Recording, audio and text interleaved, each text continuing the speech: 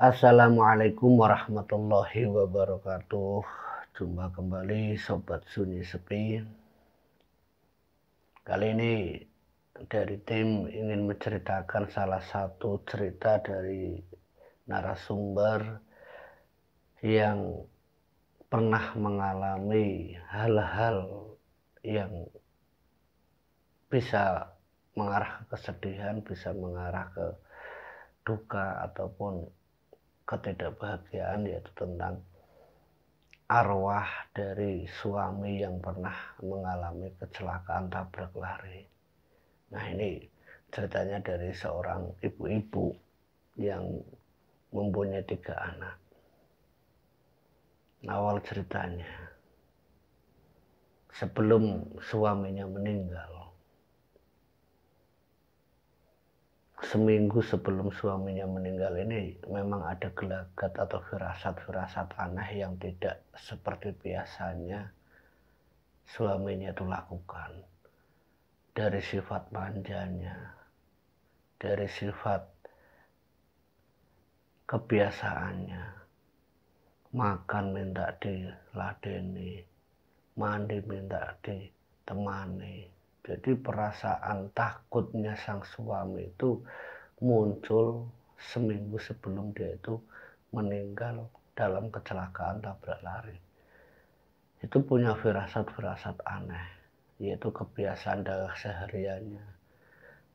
Apapun aktivitas yang dilakukan di rumah, itu selalu ingin dibarengi sama istri dan 3 anaknya. Liburan bersama pun, seminggu 3 hari sebelum meninggal, saat mereka ini melakukan liburan bersama dengan menyewa travel mobil, itu suasananya itu seperti suasana yang sunyi senyap, tidak ada kebahagiaan, tidak ada seperti wisata-wisata atau liburan sebelumnya. Suamiku, kata istrinya, suamiku melihat anak-anakku itu dengan gembiranya anak-anak, tapi kesedihan yang terpancar dalam tatapan suamiku. Aku waktu itu tidak merasakan, tidak terlalu merasakan atau berpikir aneh-aneh. Jadi Mbak Ayu ini tidak berpikir yang aneh-aneh tentang suaminya. Dia mengira, Pak Bapak kenapa? Kok kayaknya enggak seneng banget melihat anak-anak yang sedang bermain di pantai. Sementara Bapak kok hanya melihat saja. Kok kayaknya melihatnya itu bukan melihat seneng. Bapak itu kayaknya lagi sedih, itu kenapa Pak? Enggak Bu, enggak kebayang kalau anak-anak itu ditinggalkan bapaknya. Loh, Bapak kok ngomongnya kayak gitu? Ya, enggak tahu Bu. Itu kata-kata dari suaminya. Nah, Mbak Ayu itu enggak berpikir yang aneh-aneh waktu itu. Nah, malam harinya sepulang dari wisata, saat mandi sorenya pun, Bu, Bapak temani. Lah biasanya juga mandi sendiri kok Pak. Enggak Bu, benar Bapak kayaknya kok takut itu di belakang. Akhirnya Mbak Ayu ini temani suaminya, menemani menjaga di luar, menunggu suaminya selesai mandi. Sore hari itu, selepas sholat maghrib, mereka berjamaah sholat maghrib. Sehabis sholat maghrib yang tidak seperti biasanya, suaminya itu biasanya itu selalu menyiapkan yang namanya makan bareng. Itu kadang disiapkan oleh suaminya terlebih dahulu. Bu, ayo kita makan. Tapi sudah membawa beberapa piring yang sudah dibawa. Tapi beda dengan hari itu. Bu, ayo makan bareng Bu, mumpung ada kesempatan. Nah, itu kata-kata mumpung ada kesempatan. Waktu itu Mbak Ayu tidak berpikir kalau itu ternyata adalah kata-kata yang ternyata untuk perpisahan. Mumpung ada kesempatan ya Bu, mumpung Bapak lagi lega, lagi banyak waktu ini untuk keluarga. Memang dari kemarin tidak ada waktu. Waktu itu Mbak Ayu jawabnya ya biasa-biasa saja, tidak dijawab yang aneh-aneh. Memang dari kemarin itu tidak ada waktu, Pak. Ya kan untuk anak-anak, untuk ibu, semuanya kan ada waktu. Ini posisinya saat mau makan malam, habis sholat maghrib. Bu, tolong ambilkan ya Bu semuanya, ditata rapi di sini. Bapak mau lihat anak-anak itu makan. Ya sekalian aja Bapak makan bareng. Enggak Bu, Bapak pengen lihat mereka itu makan bareng semua. Nanti kalau udah selesai baru Bapak mau makan. Nah itu perilaku yang tidak seperti biasanya. Biasanya yang dilakukan suaminya Mbak Ayu itu ya selalu makan bersama, dipimpin doa bersama. Tapi kan enggak, anaknya yang suruh mimpin doa, sementara anak-anaknya disuruh makan dulu. Loh Bapak kok udah makan Pak? Ntar kalau kamu sudah kenyang semua baru Bapak makan sisanya. Yang penting kalian kenyang dulu. Itu kata suaminya Mbak Ayu. Nah, esok harinya yang seharusnya suaminya itu berangkat kerja, ini 2 hari sebelum mengalami kecelakaan. 2 hari sebelum suaminya mengalami kecelakaan itu, esok harinya jam 7 pagi, karena berangkat itu jam 8 pagi, jam 7 pagi sebelum dia mandi, dia diminta dibangunkan. Padahal habis sholat subuh, dia itu biasanya tidak pernah tidur. Dia tidur tapi minta dibangunkan. Bu, nanti jangan lupa bangunkan Bapak jam 7 pagi. Emang Bapak kenapa? Bapak kayaknya capek banget Bu. Capek banget, Bapak pengen istirahat. Nah, dibangunkan jam 7. Nah, suaminya ini masih bilang sama Mbak Ayu, sama istrinya, Bu, Bapak kayaknya enggak bisa berangkat kerja. Loh kenapa Bu? Loh kenapa Pak?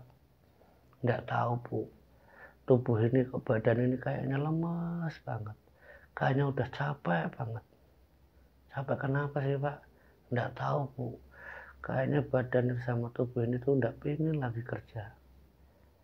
Ya hanya waktu itu Mbak Ayu ngomong sama suaminya, ya udah kalau Bapak memang mau istirahat, istirahat aja dulu. Enggak usah maksain berangkat kerja. Toh itu juga bukan pekerjaan yang seharusnya Bapak kerjakan. Itu juga kan pekerjaan sampingan. Yang intinya kan Bapak kalau berangkat kerja itu kan biasanya nanti jam 1 siang. Ya enggak apa-apa, istirahat aja dulu Pak. Kata istrinya waktu itu, Mbak Ayu ngomongnya kayak gitu. Dilanjutkan istirahatnya sama suaminya. Itu enggak seperti biasanya. Sholat subuh, setelah sholat subuh suaminya itu selalu sibuk dengan ya apapun yang dilakukan. Entah itu dengan menyapu, menyuci motor dan sebagainya, itu dilakukan aktivitas setiap pagi. Tapi berbeda dari saat itu. 2 hari sebelum dia mengalami kecelakaan tragis, kecelakaan tabrak lari, dia itu sudah merasakan capek banget. Hidup itu sudah terasa lelah untuk bekerja. Nah, di 10 pagi itu dibangunkan oleh Mbak Ayu. Suaminya ini ngomong lagi, Bu ini udah jam berapa? Udah jam 10 Pak. Bapak bangun, Bapak udah terlalu lama istirahat pagi. Tapi badan ini ya Bu, kayaknya masih pengen istirahat terus. Ya enggak usah tidur, tapi Bapak istirahat, duduk-duduk saja itu depan. Sembari lihat-lihat suasana depan. Nah saat duduk di depan di teras bersama Mbak Ayu dan juga anak-anaknya yang sudah berangkat sekolah ini menunggu, salah satunya sudah pulang karena jam 10 pagi, maka ada salah satu anak yang masih SD itu udah pulang. Nah saat pulang itu suaminya bilang, kamu udah pulang Nak? Salim, mereka berdua salim sama suaminya Mbak Ayu, sama bapaknya sama ibunya salim. Nah saat salim atau salaman berjabat tangan dengan suaminya Mbak Ayu, anak ini dipeluk oleh bapaknya. Dipeluk erat sekali. Kata Mbak Ayu itu erat sekali. Sembari memeluknya itu bukan pelukan yang biasa. Pelukan itu seakan-akan ya pelukan apa ya? Ya mohon maaf, pelukan terakhir. Mbak Ayu saat bercerita ke sini itu ya sembari meneteskan air mata. Karena dia harus mengingat masa-masa itu. Dia harus mengingat masa-masa 1 minggu sebelum suaminya itu meninggal. Dipeluk erat anaknya. Nah, Mbak Ayu ini bingung melihat perilaku yang dilakukan suaminya. Bapak kenapa sih, Pak? Kok tumben-tumbennya peluk anak kayak gitu banget? Nggak tahu, Bu. Kayaknya hawanya itu ya rindu banget, kangen banget. Kayak menunggu itu terlalu lama. Itu suaminya waktu ngomong sama anaknya yang pertama, yang terakhir yang sudah pulang sekolah. Duduk di situ sampai jam 11 sampai setengah 12 itu ngobrol panjang sama Mbak Ayu. Nah, di dalam obrolannya itu ada satu kalimat, ada beberapa kalimat yang dilontarkan suaminya. Bu, Bapak keinget kemarin waktu wisata. Ingat kenapa, Pak? Bapak nggak kebayang kalau anak-anak nggak ada bapaknya. Kalau anak-anak yang masih kecil, yang masih butuh bapak. Seandainya bapak kayak gini sakit-sakitan, nggak bisa kerja, terus biayanya itu dari mana? Ya bapak ya sehat-sehatin toh, Pak. Kata istrinya waktu itu, kata Mbak Ayu, ya bapak sehat-sehatin badannya, istirahat yang cukup. Ya iya Bu, bapak juga tahu, tapi ini terasa kayak gini banget, badan itu buat kerja itu udah terlalu lelah. Makanya nggak kebayang kalau anak-anak itu sampai terputus sekolahnya gara-gara bapak tidak berangkat kerja atau tidak bisa kerja lagi. Itu beberapa kalimat seperti dia itu sudah tidak mau bekerja lagi, ingin berhenti dari pekerjaannya. Nah, waktu itu Mbak Ayu ngomong sama suaminya, ya kalau bapak memang tidak bisa beraktivitas sepenuhnya ya nanti ibu bantu, kata Mbak Ayu. Nah, habis sholat duhur, mereka bangun dari tempat duduknya, habis sholat duhur dengan istrinya. Nah, salah satu anak yang SMP ini pulang semua. Karena satunya itu masih SD, yang keduanya satu SMP dan kelas 3 SMP. Jedanya itu tidak terlalu lama, karena yang pertama itu sepertinya bahasanya itu sundulan. Jedanya itu cuma 1,5 tahun. Nah, yang satu yang pertama itu kelas 3, yang kedua kelas 1, yang terakhir itu kelas 2 SD. Yang ketiga ini jaraknya jauh memang. Nah, kedua anak ini pulang jam 1 siang, kurang lebihnya itu jam 1 lebih. Menunggu bapaknya, suaminya Mbak Ayu itu menunggu kedatangan mereka berdua. Bu, ini anak-anak kok belum pulang, udah jam 1. Ini bentar lagi juga pulang, kata Mbak Ayu. Iya, tapi kok lama banget ya, nggak seperti biasanya. Lah, bapak ini biasanya juga bapak nggak pernah nungguin anak-anak pulang kok. Kan bapak juga kerja, jarang bapak di rumah. Nah ini Bu, karena bapak ndak berangkat ya kan, kepingin kayak gimana sih nungguin anak, ketemu anak yang masih pakai seragam sekolah, ketemu sama bapaknya, kayaknya seneng ya Bu. Nah waktu itu Mbak Ayu menjawab suaminya ya dengan bahasa santai, ya mumpung bapak di rumah tungguin aja, paling juga ndak lama lah anak-anak pulang. Nah benar, tidak berselang lama dua anaknya itu pulang bersamaan dengan naik sepeda yang berboncengan. Pintu yang masih terbuka, mereka berdua itu ucap salam. Assalamualaikum, assalamualaikum. Saling bersautan dua-duanya. Dijawab sama suami dan sama Mbak itu waalaikumsalam. Mereka lari, tidak melepaskan sepatunya, langsung datang berjabat tangan salim dengan bapak ibunya. Nah, salah satu anaknya yang pertama, sewaktu setelah mereka berjabat tangan, saat hendak melepaskan tasnya sama sepatunya itu ditarik sama bapaknya. Sini nak, iya Pak, ada apa? Gini nak, ini bapak kan tidak berangkat kerja. Iya Pak, kenapa? Ini bapak lagi tidak berangkat kerja, jadi nanti kalau ibu kamu itu kecapean atau kelelahan, ya dibantu. Jangan seperti biasanya kamu main-main saja. Iya Pak, nanti kakak bantu, karena panggilan sayangnya anak yang pertama, untuk adik-adiknya itu panggilannya kakak. Ya nanti kakak bantu pak, jangan khawatir, jawab kakaknya. Nah setelah itu ya mereka melepaskan tasnya dan juga sepatunya. Ya sudah, sana ganti baju, bapak tunggu di meja makan ini. Sudah, semuanya sudah disiapkan sama ibu. Mereka berdua ganti pakaian. Nah terus mereka itu datang ke meja makan untuk melakukan makan bersama. Nah kebiasaannya yang dilakukan suaminya Mbak Ayu itu biasanya memimpin doa. Tapi tidak di hari itu dan seperti yang semalam. Kakak pimpin doa. Kakak pimpin doa untuk keluarga. Ya Pak, kata kakaknya itu. Dia baca doa selesai, silahkan dimakan semuanya. Ayo Pak makan bareng. Enggak, Bapak nanti. Nah, karena bilang nanti, Mbak Ayu itu nyeleneh. Nyelenehnya kayak gini. Bapak mau disuapin, kata Mbak Ayu. Kalau boleh, kalau ibu enggak keberatan. Nah, anak-anaknya tuh ketawa. Ih, Bapak malu Pak disuapin. Diajak sama anak-anaknya. Nah, kata Mbak Ayu, biarin toh. Bapak juga kan lama pengen disuapin. Itu enggak seperti biasanya. Memang suaminya ini pokoknya sifat manjanya itu keluar dari mandi, dari makan. Perilaku-perilaku anak itu muncul seminggu sebelum suaminya itu mengalami kecelakaan, yaitu lewat tabrak lari. Nah, di hari berikutnya, hari terakhir, sewaktu pagi hari sebelum berangkat kerja habis sholat subuh, ini ngomongnya itu udah mulai enggak karuan. Sehabis sholat subuh berjamaah dengan keluarganya, ini perilakunya tuh aneh.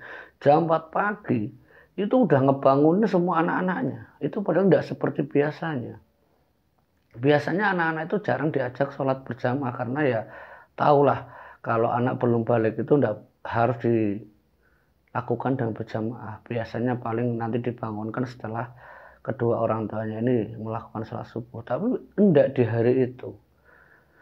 Sebelum azan berkumandang, 3 anaknya itu dibangunkan semuanya, termasuk istrinya.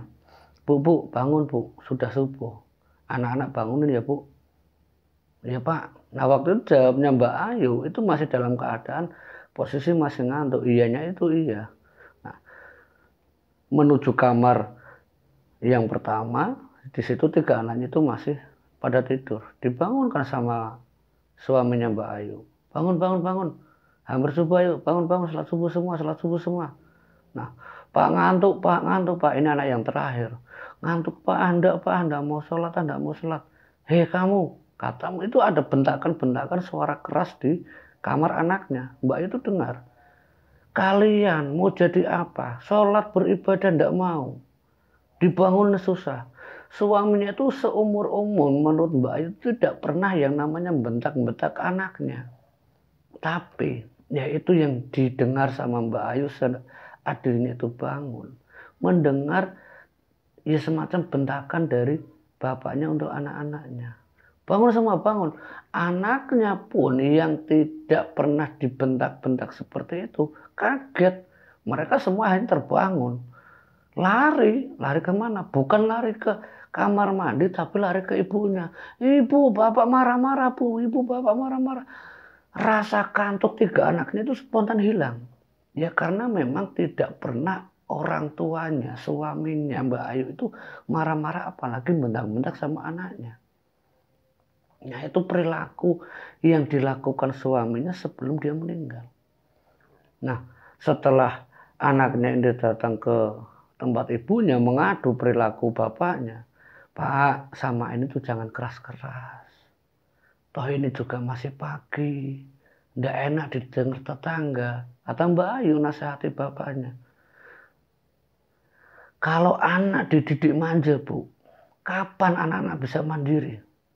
Jadi hari itu hari seperti pertengkaran, nasihat dan seperti pertengkaran.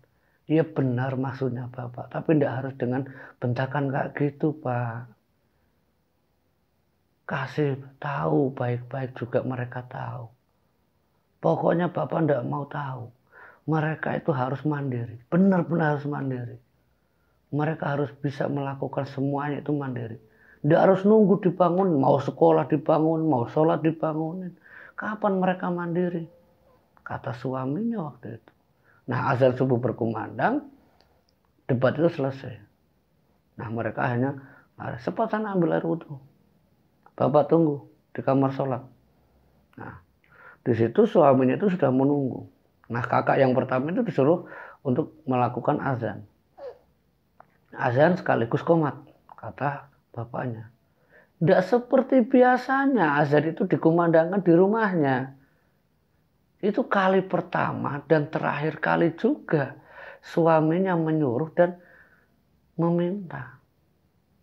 Itu kali pertama dilakukan oleh suaminya dan itu juga pertama kali dia itu melakukan azan untuk dirinya sendiri. Nah, setelah selesai sholat subuh, berzikir. Nah, saat 3 anaknya ini hendak bangkit atau bangun dari selesai sholatnya, saat bapaknya ini mengimami sembari berzikir, anaknya yang mau bangun itu dipanggil semuanya. Kalian mau kemana? Berdoa dulu, zikir dulu. Bentakan datang lagi. Sontak mereka tidak jadi keluar dari kamar sholat. Mereka semua di belakang ibunya. Bu, takut, bu, takut, bu. Takut kenapa? Bapak, bu, bapak, bu. Kamu takut? Enggak apa-apa, bapak enggak apa-apa. Enggak, bu. Dedek takut. Itu ya anak yang paling kecil. Rasa ketakutan anaknya itu sudah muncul. Nah, setelah selesainya mereka berzikir, sholat, anak-anaknya itu disuruh untuk mempersiapkan semuanya, dari mandi, mempersiapkan baju sekolah dan sebagainya. Pokoknya hari itu sebelum mereka itu berangkat sekolah, banyak perdebatan yang keluar, banyak bentakan-bentakan yang keluar dari suaminya, dari bapak anak-anaknya Mbak Ayu. Nah, setelah anak-anaknya berangkat sekolah semua, nah, saat Mbak Ayu dengan suaminya yang tinggal berdua menunggu sampai suaminya ini hendak berangkat, jam 7:30 setelah ketiga anaknya berangkat sekolah, suaminya itu berpamitan, Bu, tolong jaga anak-anak. Nah, waktu itu Mbak Ayu masih menjawab dengan santai, ya dari kemarin juga Pak, anak-anak saya jaga terus, nggak usah khawatir. Enggak Bu, tolong jaga anak-anak bener-bener. Jaga kemandiriannya, jangan sampai kayak tadi. Bapak minta tolong, bener, tolong dijaga. Dan juga ajari anak-anak itu bisa mandiri. Ya udah Pak, tenang aja, Bapak hati-hati di jalan. Itu kata terakhir Mbak Ayu, mengingat kata-kata untuk anak-anak. Itu terakhir kali melihat wajah tubuh suaminya, lidah suaminya yang masih mengeluarkan kata-kata. Mbak Ayu mengingat masa-masa itu. Tidak berselang lama. Hanya berselang 1 jam. Sebelum suaminya ini sampai ke tempat tujuan. Dengan menaiki sepeda motornya. Terdengar kabar lewat salah satu tetangga. Mbak Ayu, Mbak Ayu, Mbak Ayu. Teriak tetangga itu. Teriak sembari dengan naik apa? Sepeda. Mbak Ayu, Mbak Ayu. Mengayuh.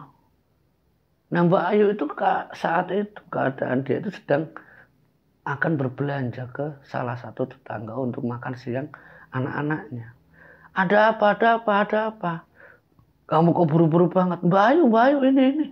Ada apa, ngomong tuh yang jelas, kata Mbak Ayu. Mbak Ayu, suami ibu, Mbak Ayu. Suami saya kenapa? Suami ibu kecelakaan. Apa? Kecelakaan? Kamu yang ngomong yang benar. Kamu jangan ngacau, kamu jangan ngada-ngada. Iya Mbak Ayu, itu benar suami ibu. Benar Mbak Ayu, itu suami Mbak Ayu. Ayo Mbak Ayu, cepat Mbak Ayu, sana. Di sana udah rame Mbak Ayu. Maksudnya rame gimana? Ya rame banyak orang Mbak Ayu, tapi mereka takut Mbak Ayu. Takut kenapa? Kok enggak ditolong atau enggak apa? Ya itulah Mbak Ayu, ayo cepat ke sana. Tanpa pikir panjang, belanjaan yang sudah di tangan dilempar, ditaruh lagi ke tempat belanjaan warungnya itu. Dia mengikuti arah sepeda itu karena lumayan jauh jaraknya, mungkin hampir 15 menit mungkin lari Mbak Ayu waktu itu. Hendak bonceng ya tidak mungkin juga karena apa ya, si sepedanya ini kecil. Dia lari kecil sampai ke tempat tujuan. Kerumunan orang sudah terlalu banyak.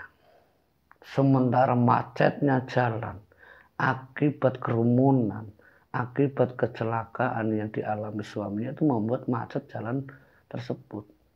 Nah, Mbak Ayu ini langsung masuk ke kerumunan. Permisi. Dilihat suaminya yang sudah tertutup koran. Waktu itu pertama kali dia melihat suaminya sudah tertutupi koran.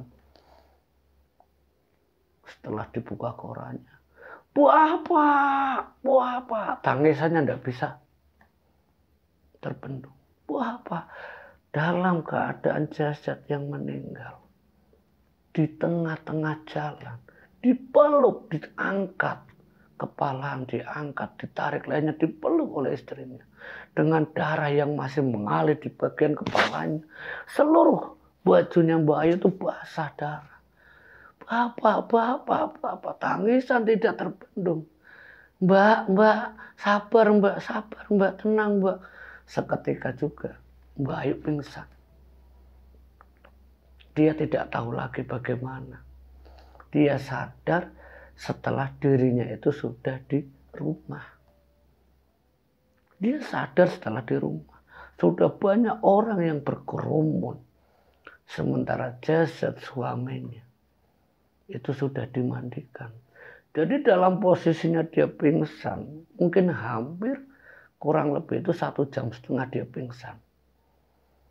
Tetangga Mbak Ayu, karena memang sosialnya Mbak Ayu ini dikenal sama tetangga itu orang yang ramah, orang yang baik. Tetangga itu bergerak dengan hatinya sendiri tanpa harus disuruh. Menyiapkan seluruh peralatan. Menyiapkan area tempat untuk pemakaman, untuk memandikan jenazah. Kursi-kursi bangku ditata rapi untuk para pentakziah yang akan datang berkunjung ke tempat Mbak Ayu. Disiapkan semuanya oleh tetangga. Sementara ketiga anaknya, salah satu yang pertama datang itu anaknya yang paling kecil. Anaknya yang paling kecil yang masih duduk di bangku SD. Dia tidak tahu apa-apa. Dia datang. Berjalan kaki anak itu. Permisi. Ya santunya anak itu karena banyak orang berlalu lalang. Permisi, ada apa? Dia tidak ngomong apa-apa. Permisi sembari nengok kanan kiri. Dia masuk ke rumahnya, melihat ibunya yang masih keadaannya lemas. Nah, dedek sini. Dipanggil sama ibunya. Dipanggil sama Mbak Ayu. Ibu kenapa? Anak yang masih polos tidak tahu apa-apa. Ibu kenapa, Bu? Ibu sakit. Itu kata anaknya. Enggak, nak. Ibu enggak apa-apa. Tapi, nak, Bapak kenapa sih, Bu? Bapak kan berangkat kerja, Bu. Iya, Bapak tadi berangkat kerja. Tapi Bapak sekarang sudah meninggal, nak. Bapak kamu ada di depan. Bapak kamu sedang dimandikan. Anak itu enggak tahu apa-apa. Bingung apa yang dikatakan ibunya. Meninggal gimana, Bu? Kata anaknya, ya itu meninggal dunia. Spontan. Dia lari ke arah jenazah yang sedang dirapikan, dikafani oleh orang-orang sekitar. Bapak, dengan panggilan kerasnya, melengking suara anak itu, sampai semua terdengar. Pentakziah itu mendengarkan teriakan anaknya. Suara dari anaknya benar-benar didengar oleh semua pentakziah sampai dirinya datang menemui jenazah ayahnya, tubuh yang masih dikawani, masih dirapikan dengan kain kawan. Sementara darah itu masih menetes, sebagian itu masih mengalir di kepalanya. Mungkin karena benturan dengan aspal yang membuat dirinya tidak tertolong meninggal di tempat. Anak itu memeluk, menciumi anaknya. Anak itu memeluk, menciumi bapaknya. Dibuka matanya oleh anaknya. Ditarik-tarik matanya. Bapak bangun, bapak bangun. Ditarik sama orang-orang sekitar. Nah, kamu yang kuat. Bapak kamu sudah meninggal. Bapak tidak meninggal. Bapak tidur, bapak tidur, bapak tidur. Menangis anak itu. Ibunya yang masih lemas.